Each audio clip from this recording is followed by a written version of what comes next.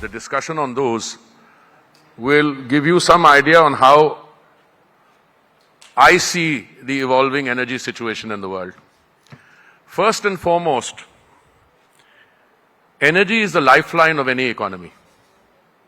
So if you're talking about how a country is doing, and by performance here I mean economic performance, a sure indicator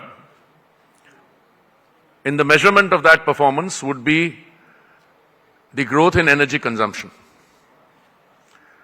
The second proposition I want to place before you is that the time has come for us to be able to shift the hard facts from the waffle that is normally created.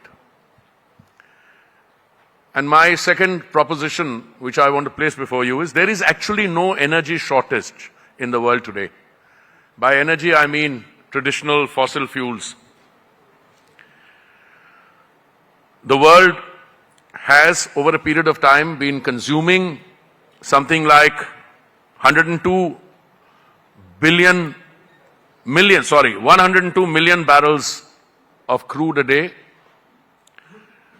That 102 million barrels is actually available. But some countries who, and I want to be diplomatically correct, who are broadly categorized as the producers, they have decided, for a variety of reasons, on the quantity of energy, that is crude oil, that they will release into the market.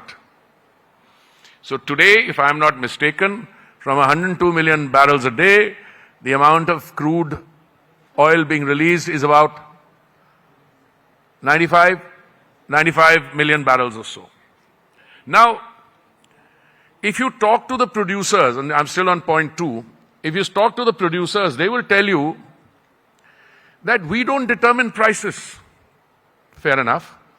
I don't think there's any formal mechanism which the producing countries use in order to be able to say, well, the price of crude should be $92 a barrel today or $110 a barrel tomorrow. But what they do determine is the overall quantity of crude oil that they are going to release into the market. And my submission to you is that that quantity, either increase or in decrease, determines the price. But that's not the only thing. Sometimes even when they want to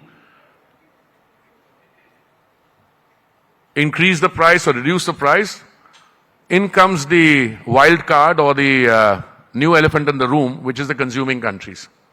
You can produce all the oil you want to, or refine all the oil you can. And India is not insignificant in that. I think our refining capacity today is about 252 million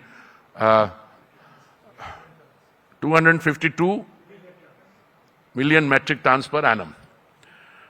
And we are taking that up to 300 million metric tons per annum. The Prime Minister even used 450 million metric tons per annum at the India Energy Week. I'm a little more cautious. I say we are targeting 400 million metric tons per annum over a period of time. The refineries which are in the pipeline, we are already at around 300 plus we'll reach. So the first proposition was energy is the lifeline of an economy. If there is energy usage, economy is doing well. Number 2, there is no shortage of crude oil in the world. And the third one comes to what the subject of your deliberations this evening is. Anand is an old friend, so don't mind if I pull his leg a little. I think his introductory notes were written with my friend R.K. Singh in mind. I know he's coming next.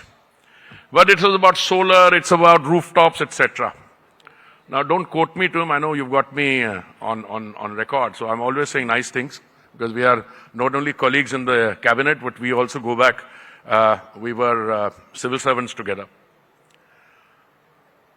Actually, the guys who raise the prices, because they reduce the supply, they are motivated by a single consideration, which is